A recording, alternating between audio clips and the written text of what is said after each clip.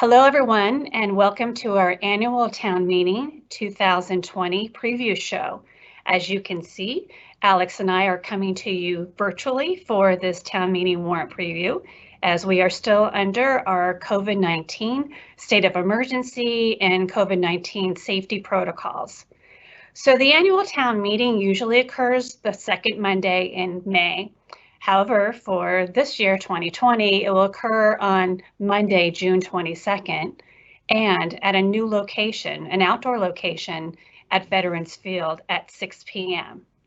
So what the Board of Selectmen and I have worked to do is to have a streamlined warrant for you, which you'll still receive at your home. You can follow along, hopefully, when this airs, to show that we need to get through the essential financial articles. So as Alex and I go through the articles today, including some additional descriptions by our department heads, our goal is to keep the meeting very streamlined at town meeting so that we can get through the financial articles before June 30th and still carry out the town's business. The Board of Selectmen have scheduled a special town meeting for September 19th, and we'll be able to take care of any items that have been deferred or any items that were originally on the warrant for which the board took off so that we can have a streamlined meeting. Okay, so here we go. We're going to get right into it. As usual, the warrant is available on the town's website under Town Meeting Central, and the budget information for this year, it's FY21, that's also on the town's website under Budget Central, and Alex will go through it in detail. The good news is that there's unanimity between the Board of Selectmen and the Finance Committee on voting the budget. So they were right in sync with each other. That will hopefully show that there is a lot of collaboration over the many months that we reviewed the budget, including the quick pivot that we had to do in March in order to do a financial plan for COVID-19 and provide a reduced budget that provides some relief to the taxpayers, but also carries out core services. Okay, so let's get going. As usual, Article 1 is the annual town election, and that will occur on Thursday, June 25th, and the polling hours are from 12 noon to 6 p.m. However, we strongly encourage people to vote by mail, and those ballots will be available by contacting the town clerk's office or sending her an email. So please remember to vote, and the election is June 25th. So the next article would be accept the annual town reports. And that's something that we do. We present them online. The annual town report is online. If you check out the town manager's page, and you can see everything you need to know of all the hard work done by our various boards and committees. So there's no action needed on that. All right, Article 3 are prior year bills, and I'm going to turn it over to Alex for that. Thank you. Thank you, Jill.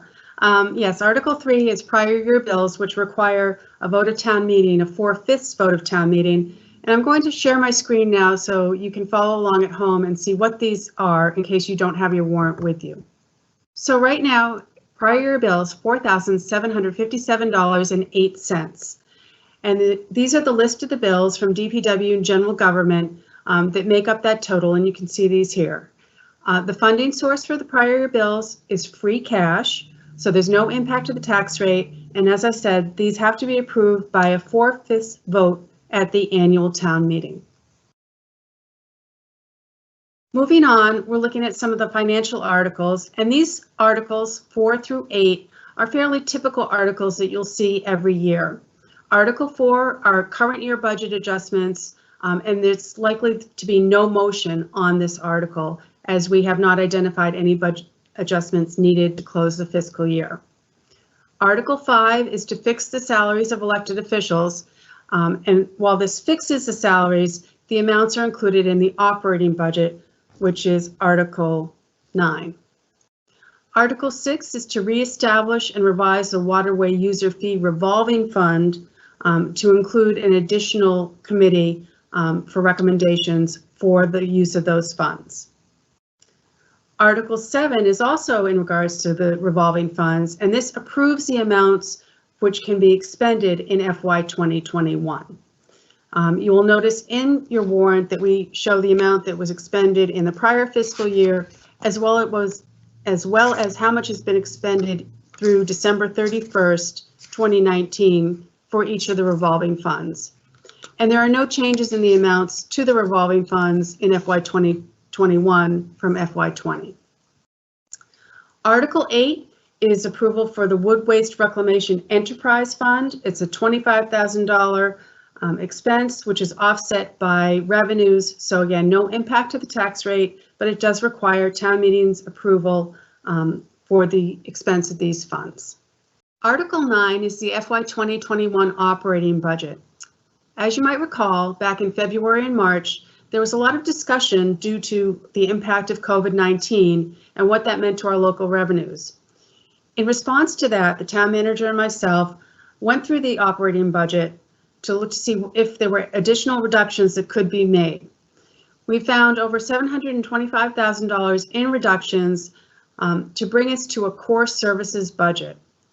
The FY 2021 annual town budget, Article 9, is presented at $31,826,211. That's a 2.85% increase over the current year FY 2020 operating budget.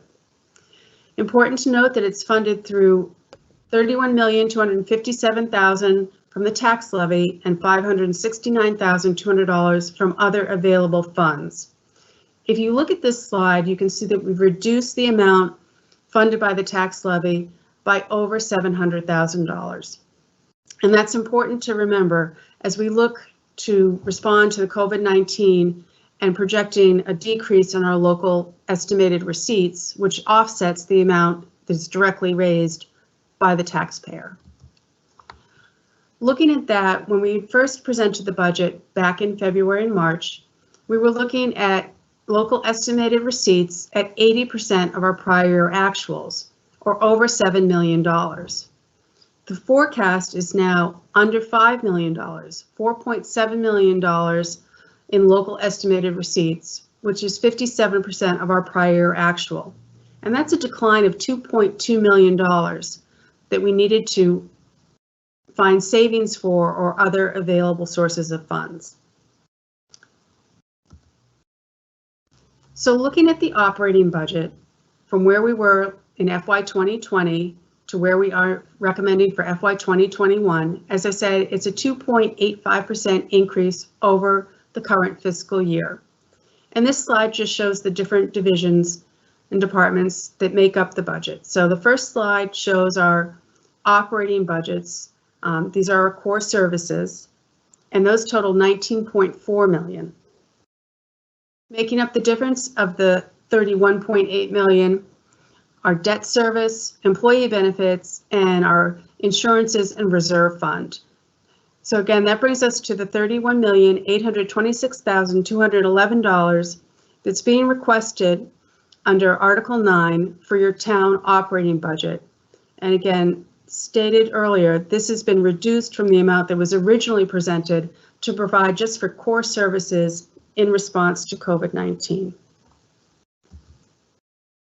This slide just shows the percentage for each of the different departments, where public safety at 26%, debt service at 24%, and employee benefits at 20%. Quite a few of these items, and the reason for some of the increases, are those items over which we have little control, such as contracted services, some of our utilities, and debt service. So again, $31,826,211, or 2.85% over FY 2020.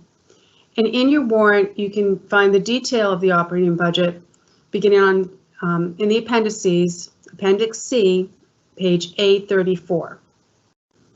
Jill? Thank you, Alex. So I am pleased to report that the Board of Selectmen voted unanimously on the Town Manager's FY21 operating budget, as did the Finance Committee unanimously for the FY21 Town Manager's budget. This information is available in Budget Central, and if you tune into any meetings by the Board of Selectmen or the Finance Committee from October all the way through this month in May, you'll see that there's much deliberation on the budgets, and any questions that you might have had, I'm sure that they've already addressed them, but please visit Budget Central and Town Meeting Central. All right, Alex, so we're moving on to the regional schools budget, and the first one is the Monomoy Regional School District budget. Thank you, Jill. Article 10, the Monomoy Regional School District Assessment, is presented at $9,019,089, and that is Chatham's assessment. That's a $119,798 decrease to Chatham for FY 2021. And part of the reason for this decrease when it was first presented is the school committee voted on April 30th to use more of their available funds to offset the amounts that is required from Chatham and Harwich. Showing a slide here that shows the Monomoy Regional School District assessment. Looking back at FY 2012, when we were not regionalized, going forward to FY 2021, and you can see that we are below where we were previous to regionalization, even with the debt service for the new schools. Article 11 will not have a motion at annual town meeting. It was for the Regional School District Agreement amendments, and that will be presented at a later town meeting, most likely at the September town meeting.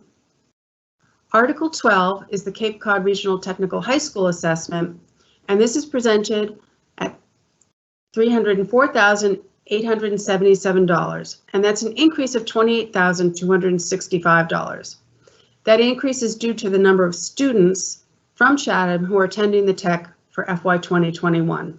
So that's an increase of 2 students over the prior year. Important to note, in that $304,000 assessment is over $101,000 for the second year of debt service for the new Regional Technical High School building.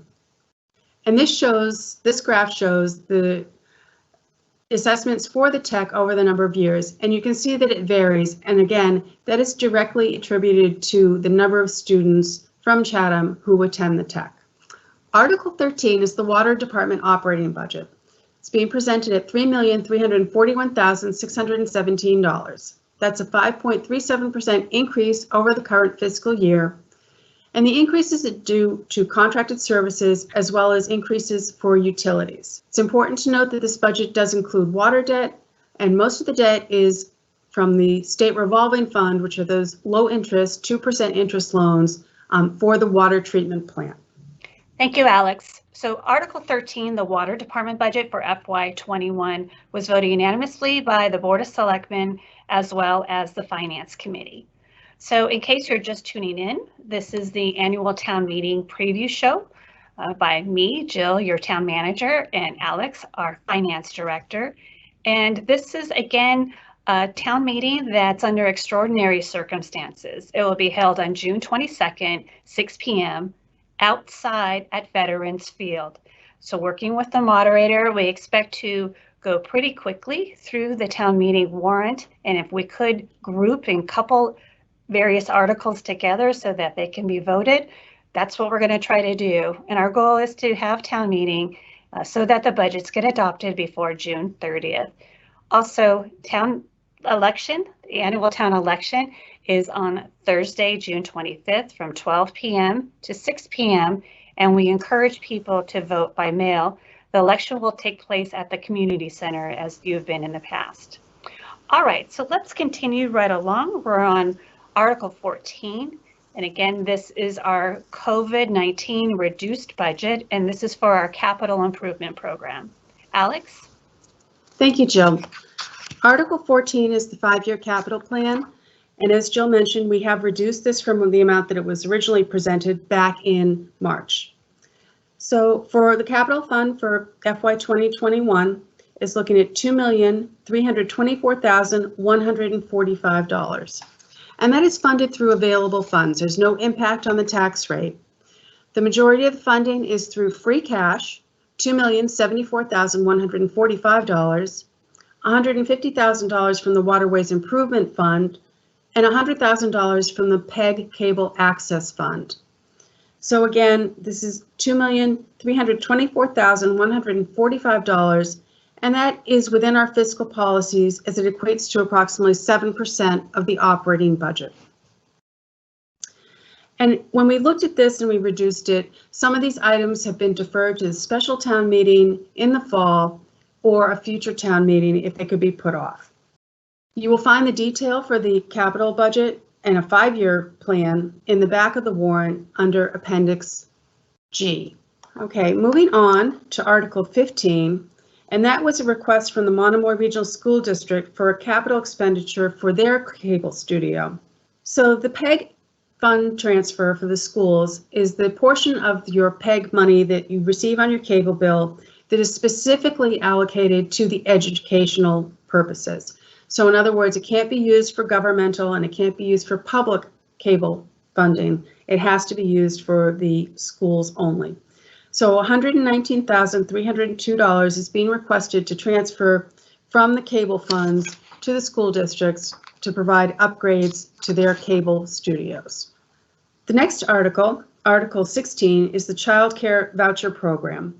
And this is requesting $75,000 to fund this program. And I'll turn this back to Jill to explain this important article.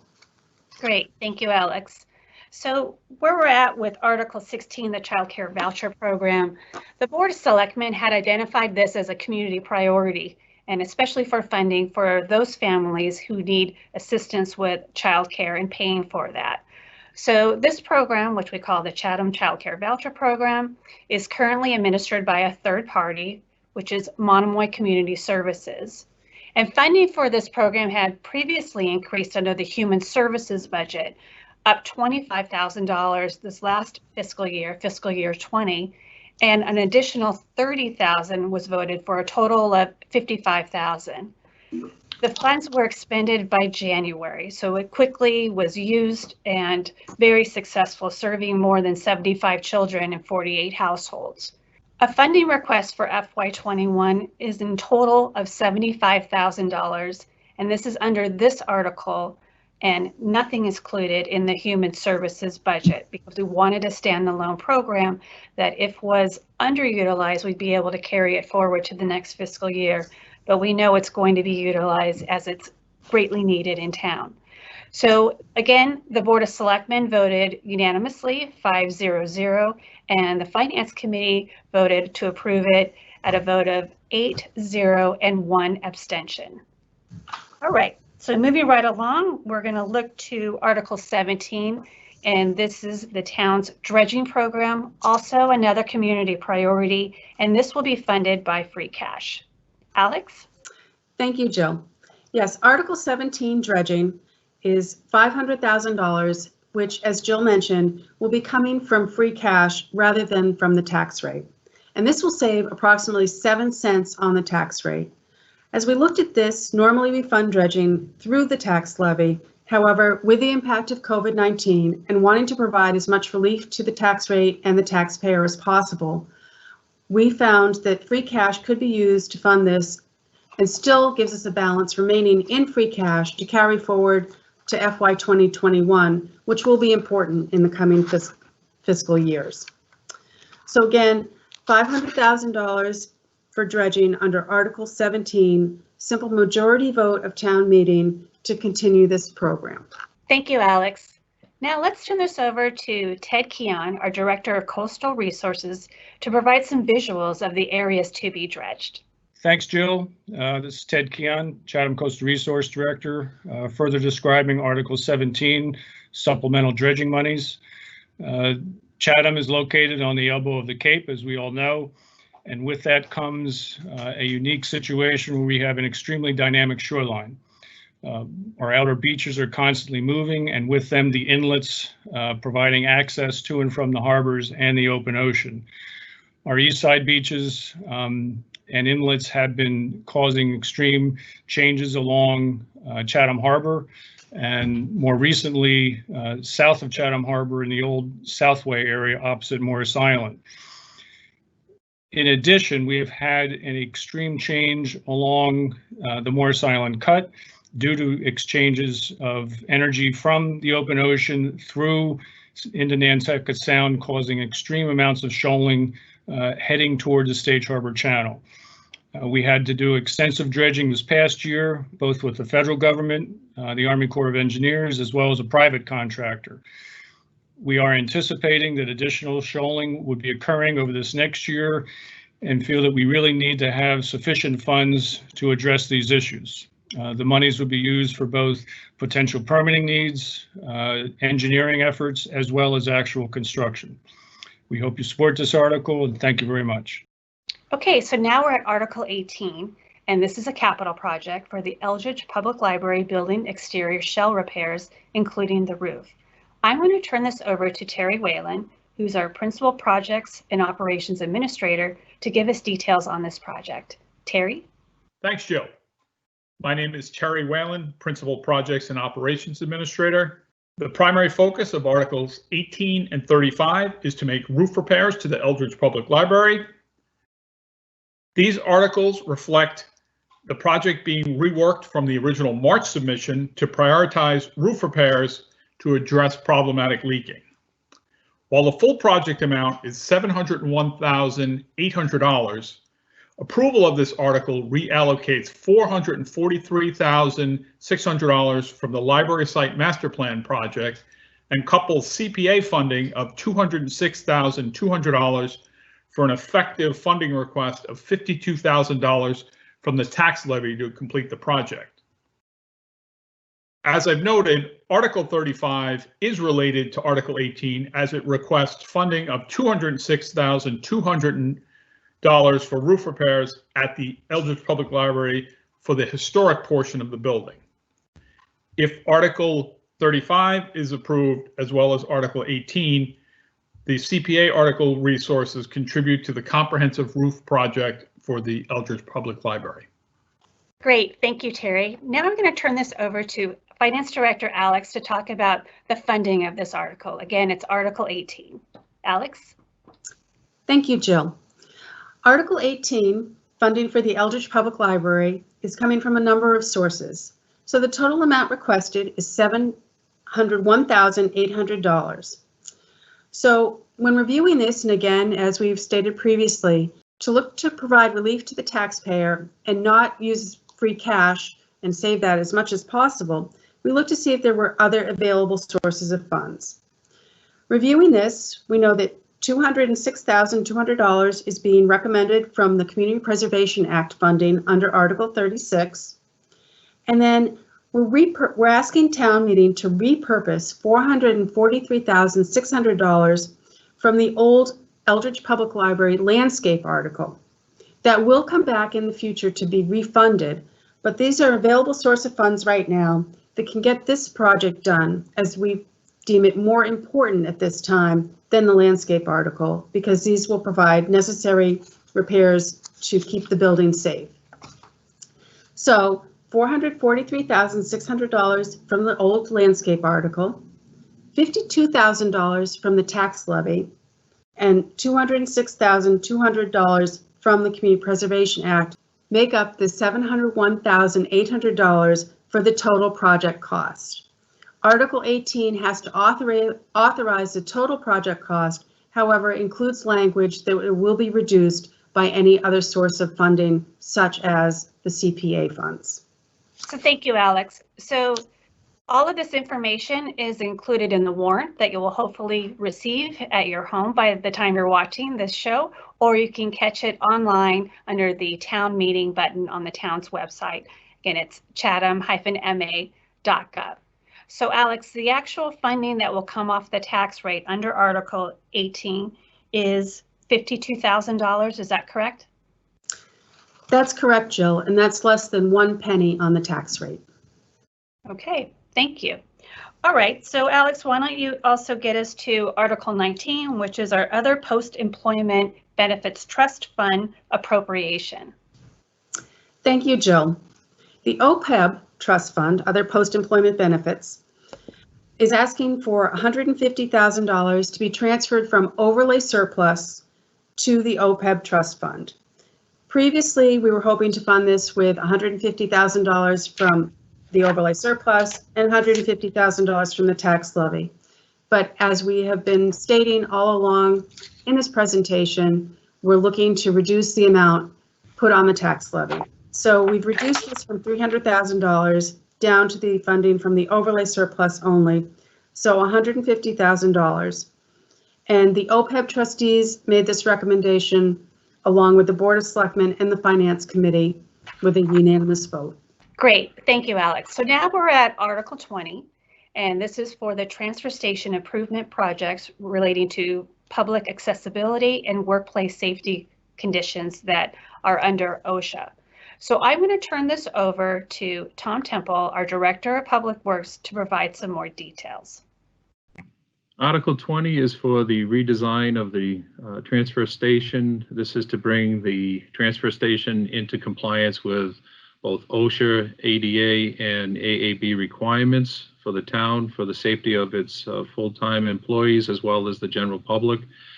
This will create the necessary access ramps and handrails, modifications to the existing facility to help ensure the protection of everybody that enters this facility. This estimated or anticipated price would be $470,000 to include all the design, permitting, construction necessary for this for these modifications. Great, thank you. So now I'm going to turn this over to our Finance Director, Alex, to talk about our funding mechanism for this article. Thank you, Jill. Yes, I think as you mentioned, this is a borrowing article, both a ballot question and a town meeting vote. And this does require a 2/3 vote at town meeting because it is debt service. So again, it's $470,000 for these repairs at the transfer station. And running some preliminary numbers for what this would mean for our debt service, I was looking at a 10-year borrowing, which would be less than $65,000 for borrowing each year. So that would add less than 1 penny to the tax rate if we were to fund this for a 10-year bond. Great, thank you. So now we're moving on to citizen petition articles. And the first three that I will go through have no fiscal impact to the town. Article 21 is a petition article relating to a commercial single-use plastic water bottle ban. The text of that is included in the warrant for you to review. The second petition article is a general bylaw amendment in addition to note a climate policy action statement. And then the third petition is also a ballot question, and this relates to the Pilgrim nuclear power plant. Moving right along through our citizen petition articles for our June 22nd annual town meeting, we have a couple of petition articles that are amending the zoning bylaws. The first one is a petition that provides for a Main Street Theater overlay district. The planning board has reviewed this and voted 6-0 to recommend. I'm going to turn this over to our Director of Community Development, Katie Donovan, for details. Katie? Thank you, Jill. Article 23 is a citizen's petition article for a protective zoning bylaw amendment for the Main Street Theater Overlay District. This article would create a Main Street Theater Overlay District, or an MST Overlay District, encompassing the former Monomoy Theater properties located at 776 Main Street and 70 Depot Road.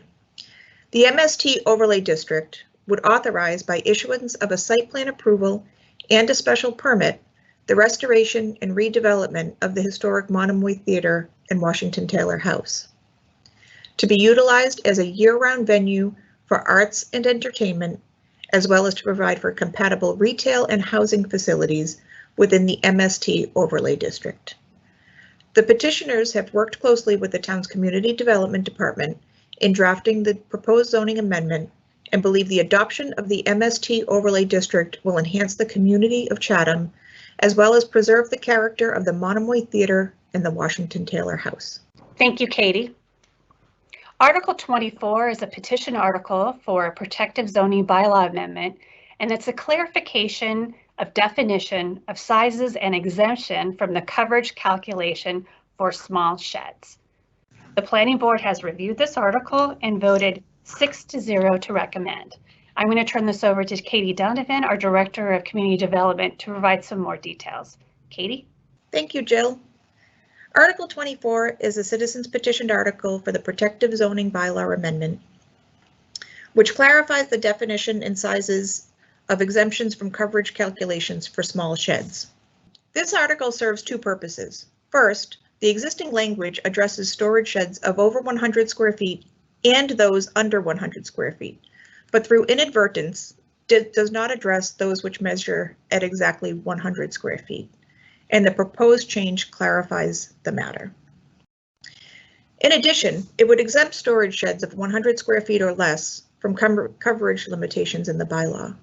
At present, a homeowner wanting a small storage shed is in many cases required to go before the Zoning Board of Appeals for relief, which sometimes cannot be granted.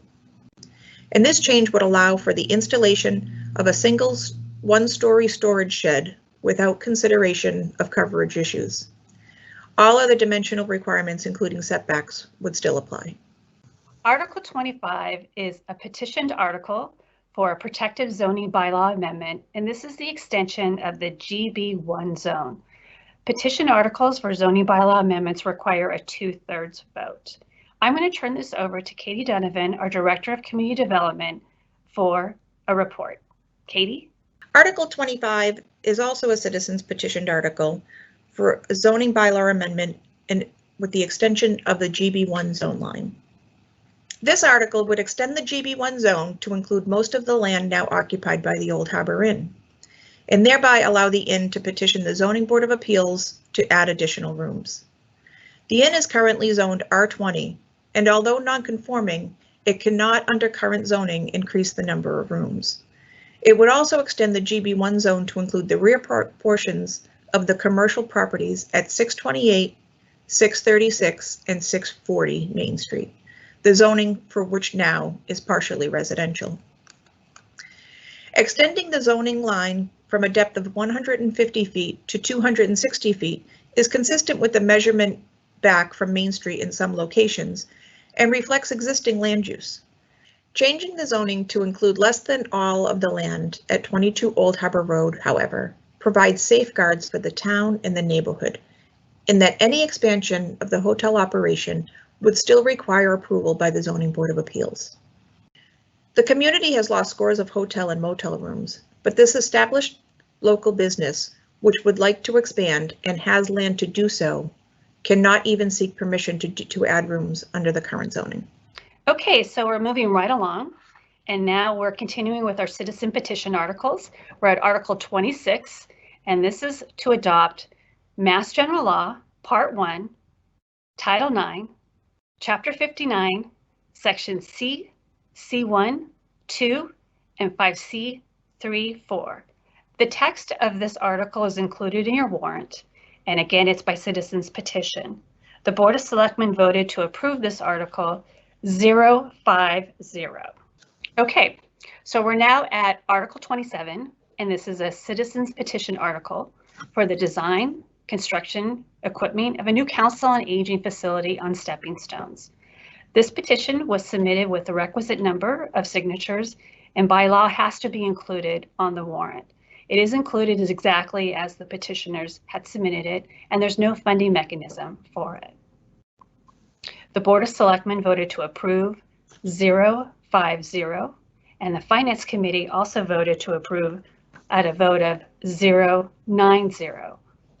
Okay, so now we have concluded with the citizen petition articles, and we're moving on to Article 28, and this is for a Council on Aging COA facility at 1610 Main Street. Article 28 for a new COA facility on the 1610 Main Street site has been included on the annual town meeting warrant by the Board of Selectmen, with the intention that no motion will be offered and it will be deferred to consideration at either the next town meeting or a special town meeting in light of the COVID fiscal conditions we're facing. The BOS positioned this article to come after the citizens petition article 27 as a balancing measure reflecting the public process to date on the project. While based upon Massachusetts law, the Board of Selectmen cannot remove the duly filed citizens petition for the new COA at Stepping Stones from the warrant, it is expected that that position will not be moved and will be deferred to a future date as well. So again, there's no funding mechanism, but there is information on the work that's been done to date. Now we're moving on to the section of our warrant for the Community Preservation Act articles. And I'm going to turn this over to Alex to go through them, starting with Article 29. Alex? Thank you, Jill. The Community Preservation Act articles are funded through the Community Preservation Act surcharge on your bill. And this year for the annual town meeting, the only articles that are included are those that have to do with affordable housing, the administrative budget, as well as the statutory requirement for the reserves. And again, article for the Eldridge Public Library funding to reduce the amount under Article 18. So starting off with Article 29 is the Community Preservation Act administrative budget for $15,000. And this amount is typically the amount that is raised each year. Moving on, in Article 30 are the statutory requirements that 10% be reserved for open space recreation purposes, historic purposes, and community housing purposes. And that's $345,000 for Article 30. Moving forward, you'll see that some of these reserves are drawn on for the affordable housing statutory requirement. So Article 31 is for the appropriation to the Affordable Housing Trust Fund.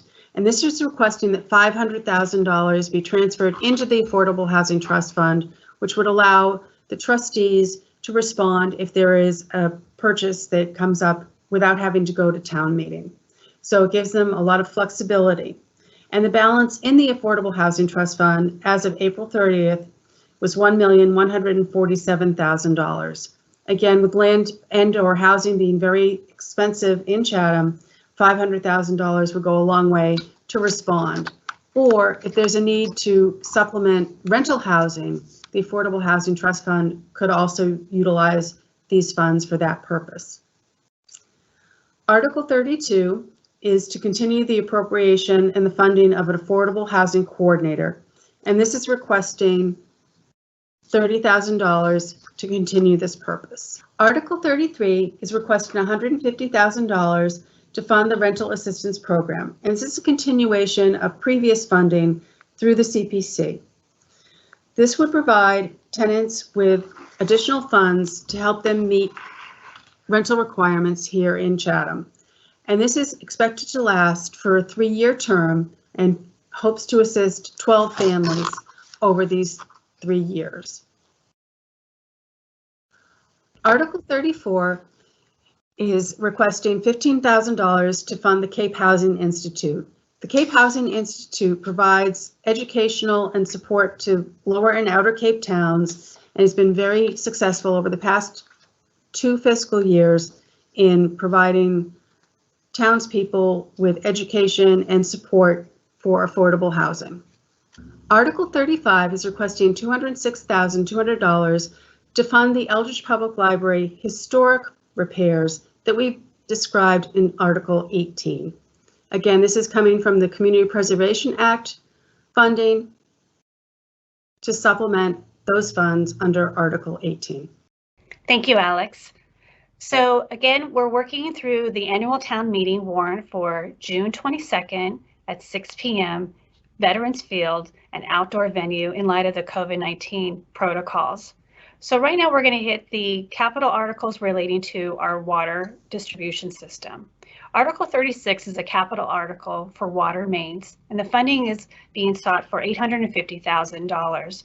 This is not on the tax rate, it's funded by the ratepayers. So I'm going to turn this over to DPW Director Tom Temple for a report.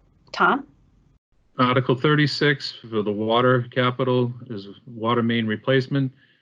It's estimated at $850,000 for the design and construction and replacement of water mains. This is for old, unlined, undersized water mains and services that are located within the town's public right-of-way layout. This will help to go ahead and bring the smaller size back up to an 8-inch water main for fire protection that's needed throughout the community. Thank you, Tom. All right, so we're at Article 37, and this again is a water capital article for well number 3 and a generator for that.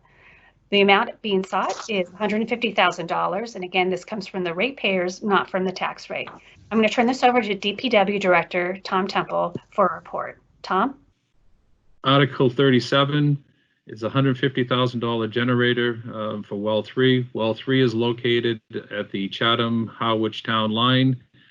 This new generator with a automatic transfer switch would provide uninterrupted power to this facility moving forward. Thank you, Tom. Again, the Board of Selectmen and the Finance Committee voted unanimously to support this article.